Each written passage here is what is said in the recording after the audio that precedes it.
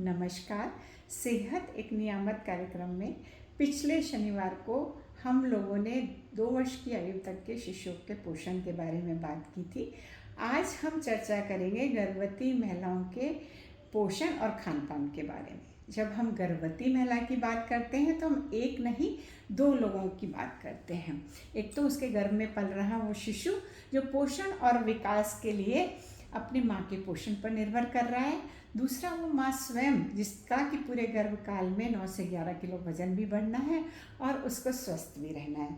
आप और हम सब जानते हैं पूरा गर्भकाल लगभग 270 दिन का होता है और ये माँ के लिए ही महत्वपूर्ण जितना होता है उससे ज़्यादा कहीं शिशु के लिए भी महत्वपूर्ण होता है।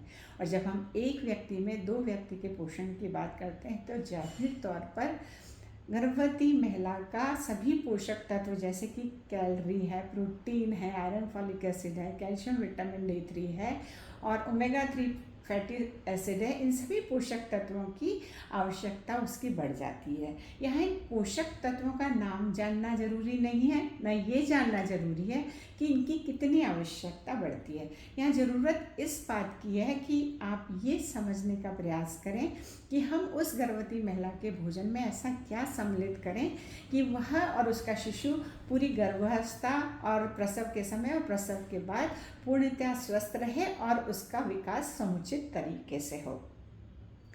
आप और हम चाहे महिला हो या पुरुष दिन में 3 समय भोजन करते हैं, सवेरे करते हैं, दोपहर में करते हैं और रात को करते हैं। तो पहली बात जो ध्यान रखने की है या हमें करना है वो ये करना है कि गर्भवती महिला की पूरी एक खुराक बढ़ानी है।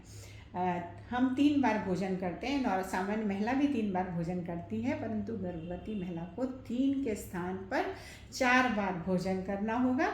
उसकी एक पूरी खुराक बढ़ानी होगी। सवेरे का नाश्ता करेगी, दिन का खाना खाएगी और शाम को भी पेट भर के नाश्ता करेगी और फिर रात का भोजन ग्रहण करेगी। उसके अलावा और क्या करना होगा? अब 4 भोजन निर्धारित हो गए गर्भवती महिला के और पेट भर खाना है उसको, तो इन 4 भोजन में उसको कम से कम 2 बार कोई मौसमी फल लेना होगा। कम से कम 3 बार हरी सब्जियां अपने भोजन में सम्मिलित करनी होगी। ये मैं कम से कम कह रही हूँ, ज़्यादा भी ले सकती है पर कम से कम 3 बार। कम से कम 3 बार उसे दूध या दूध से बने उत्पाद जैसे दूध है, दही है, छाछ है, लस्सी है, पनीर है, कुछ भी 3 बार के भोजन में उसको दूध वाली चीज़ें लेनी होंगी और कम से कम 2 बार उसके अपने भोजन में 1-1 कटोरी दाल लेनी होगी और कम से कम 2 बार अपने भोजन में 1 या 1.5 चम्मच घी या तेल का प्रयोग जरूर करना चाहिए उसके सभी पोषक तत्वों की आवश्यकता की पूर्ति करने के लिए। तो आइए इसको समझने का प्रयास करें कि वो महिला किस तरह से लेगी। उसको 2 बार फल जरूर लेने हैं, उसको 3 बार सब्जियां जरूर खानी है, उसको 3 बार दूध वाले सामान जरूर लेने हैं, उसको 2 बार दाल जरूर खानी है और 2 बार उसको 1 या 1.5 चम्मच घी का प्रयोग करना है। ये किस तरह किया जा सकता है इसको समझने का प्रयास करिए। जैसे कि सवेरे नाश्ते की अगर हम बात करें तो नाश्ते में आप लोग और हम लोग क्या खाते हैं? ज़्यादातर नाश्ते में घरों में पोहा बन जाता है या उपमा बन जाती है या दलिया बन जाता है, कभी कभी पराठा भी बन जाता है या बेसन का दाल का चीला बना लेते हैं नाश्ते में। तो हमको क्या करना है कि 3 टाइम सब्जी लेनी है। तो दोपहर में तो सब्जी हम खाएंगे हरी, रात में भी हरी सब्जी खाएंगे, तो तीसरी सब्जी अगर हमको बढ़ानी है तो हम सवेरे के नाश्ते में या शाम के नाश्ते में तीसरी बार सब्जी बढ़ा सकते हैं। इन सभी नाश्तों में सब्जियां डाली जा सकती हैं, चाहे पोहा हो, चाहे उपमा हो, चाहे चीला हो, चाहे आटे में हरेदार सब्जियां काट के उसका पराठा बना लीजिए। सब्जी हर नाश्ते में प्रयोग किया जा सकता है और वो सब्जी आप सवेरे भी प्रयोग कर सकते हैं और शाम को भी प्रयोग कर सकते हैं। जिस समय इच्छा हो गर्भवती महिला की उस समय 1 बार सब्जी और बढ़ा दें, 2 बार तो अपने भोजन के समय सब्जी ले ही रही है। साथ में नाश्ते के समय 1 गिलास दूध ले ले या 1 कटोरी दही ले ले या 1 गिलास छाछ पी ले, कुछ भी दूध से बना हुआ सामान ले, क्योंकि उसको 3 बार दूध या दूध से बने हुए खाद्य पदार्थ भी लेने हैं। दोपहर का खाना नियमित रूप से सबका वही होता है, दाल चावल सब्जी रोटी खाते हैं सभी लोग। जो मांसाहारी या नॉन वेजिटेरियन होते हैं वो कभी कभार, रेगुलर नहीं, कभी कभार अंडा मछली मीट ले सकते हैं, ले सकते हैं। पर जो नियमित खाना सबका दाल चावल सब्जी रोटी होता है, गर्भवती महिला को भी वही खाना है, दाल 1 कटोरी उसको खानी खानी है। 1 या 1.5 चम्मच घी का प्रयोग करना है, तो चाहे दाल में डालें चाहे रोटी में लगाए, पर उसका प्रयोग करें। वो उसके शरीर में कैल्शियम और विटामिन D3 जो कि उसके दूध में उपलब्ध है, शरीर में लाने में या एब्जॉर्ब करने में वो घी मदद करता है। उसके अलावा सारी हरी सब्जियां जो भी उस मौसम में उपलब्ध हैं, दोनों टाइम के खाने में उनको सम्मिलित करना है। तो हरे पत्तेदार कोई भी सब्जी, पालक है, मेथी है, सोया है, उसके बाद आपका सरसों है, बथुआ है, कोई भी हरे पत्तेदार सब्जी, नेनुआ, लौकी, उसके अलावा सारी फलियां जो आ रही हैं, सेम की फली, ग्वार की फली, लोबिया की फली, बीन्स हैं, जितनी फलियां आ रही हैं, ओमेगा 3 फैटी एसिड का बहुत अच्छा सोर्स है, तो इसकी सब्जी ले सकती है। फिर उसके बाद ऑरेंज कलर की सब्जियां जैसे गाजर है, कद्दू है, विटामिन ए का बहुत अच्छा स्रोत होता है, तो ये भी सब्जी में प्रयोग कर सकती है। तो दाल, चावल, सब्जी, रोटी उसको खाने में भरपेट खाना है, साथ में थोड़ा 1-1.5 चम्मच घी या तेल का प्रयोग करना है। फिर 11 बजे के आसपास अब मौसमी फल 2 खाने हैं दिन में कम से कम, तो एक फल 11 बजे के आसपास ले ले, कोई भी फल जो मिल रहा है, जैसे इस समय आम, केला, पपीता, अमरूद आ रहे हैं, इसमें से जो उसको पसंद हो एक फल खा ले। और शाम के 5 बजे सवेरे जो नाश्ता कर रही है उतना ही पेट भर के शाम को 5 बजे नाश्ता करना है। तो जो सवेरे हमारे यहाँ नाश्ता बनता है तो उसी में से कोई नाश्ता शाम के लिए रख लें, या कुछ बनाना नहीं चाहती है तो अंकुरित मूंग, चना थोड़ा सा सीटी लगा के, कच्चा नहीं खाना है, कुकर में थोड़ा नमक डाल के सीटी लगा लें और फिर उस पर खीरा, ककड़ी, टमाटर काट के, नींबू निचोड़ के उसको आराम से भरपेट खाया जा सकता है।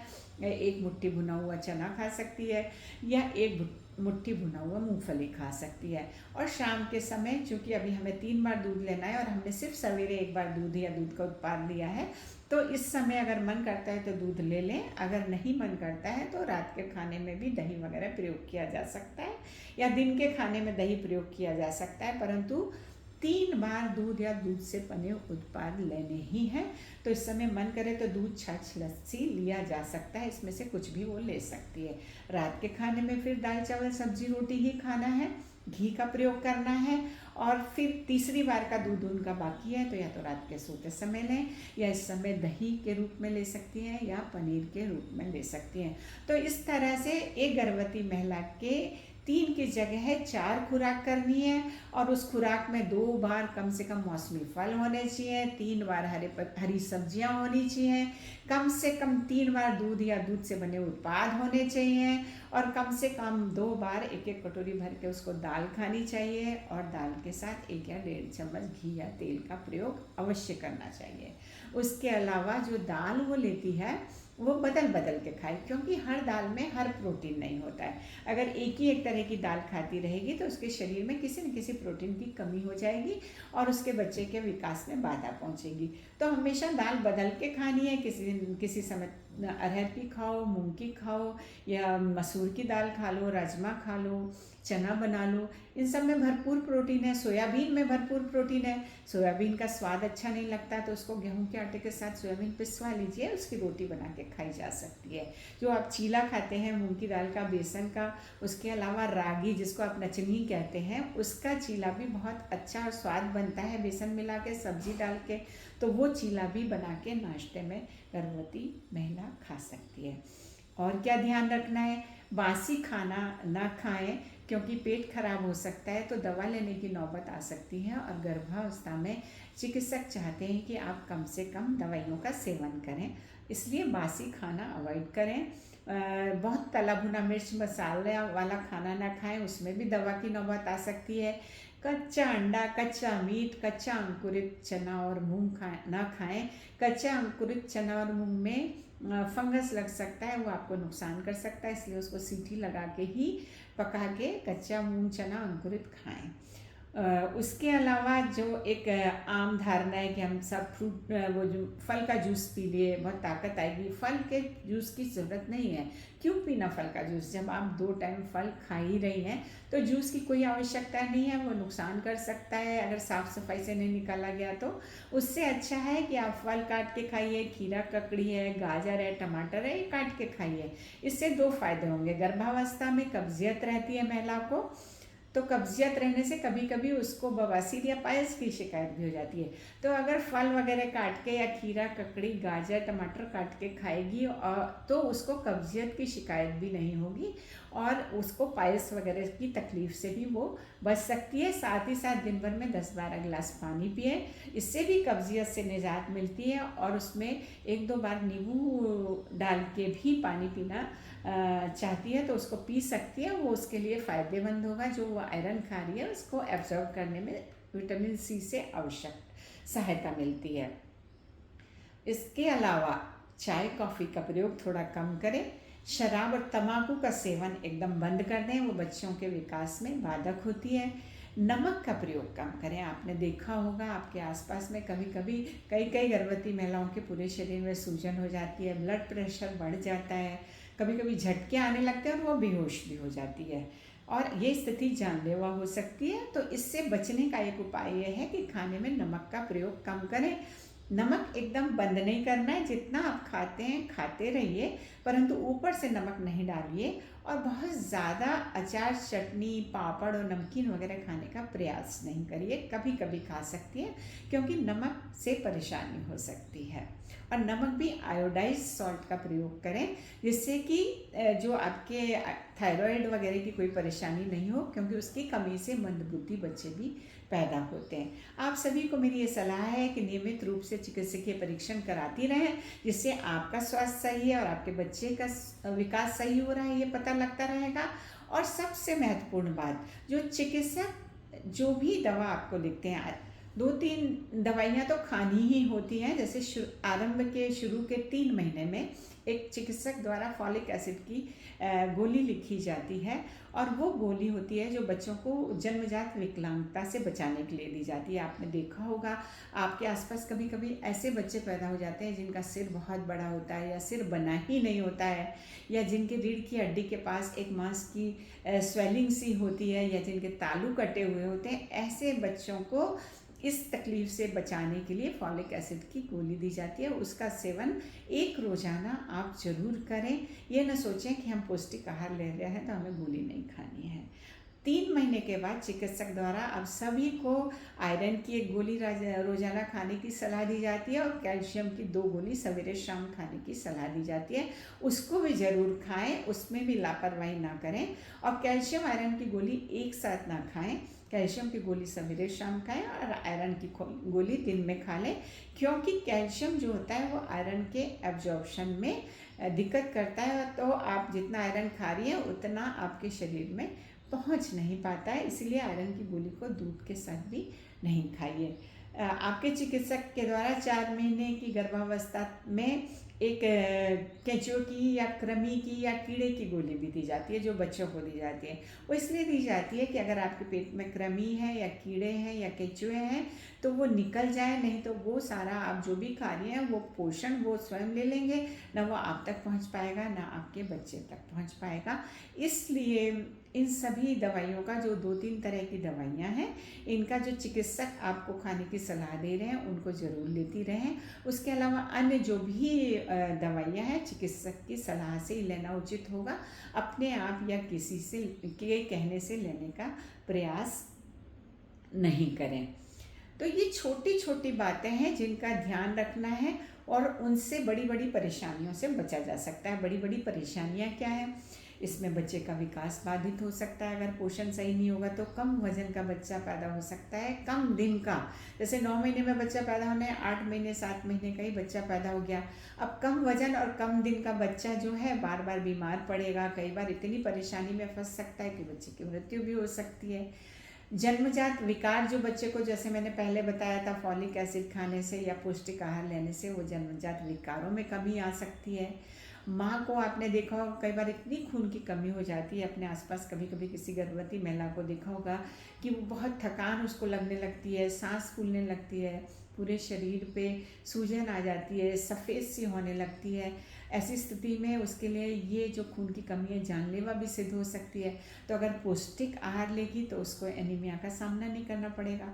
कैल्शियम की कमी से माताओं को कमर में दर्द, पैरों में झुंझुनाहट, पैरों में दर्द, ये सब तकलीफ़ें होने लगती हैं, और कई बार इतनी कमी कैल्शियम विटामिन D3 की हो जाती है कि हड्डियाँ नरम हो जाती हैं और नॉर्मल डिलीवरी होना भी मुश्किल हो जाता है। तो ये छोटी छोटी सावधानियाँ जिनका ध्यान रखना है, न केवल गर्भावस्था में, क्योंकि गर्भावस्था के बाद, डिलीवरी के बाद बच्चा तो फिर 6 महीने माँ के दूध पर निर्भर है और उसको 2 साल तक हम दूध पीने के लिए कह रहे हैं। तो वही माँ 2 लोगों के पोषण का 2 साल तक ध्यान रखती है।